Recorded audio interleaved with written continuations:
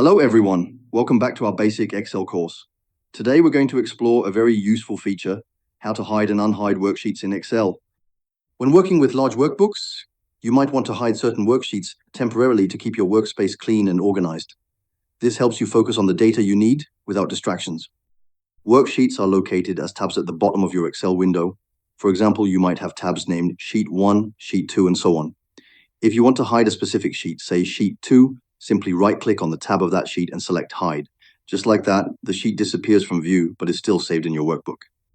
Later, if you want to bring that hidden sheet back, just right-click on any visible sheet tab and choose Unhide.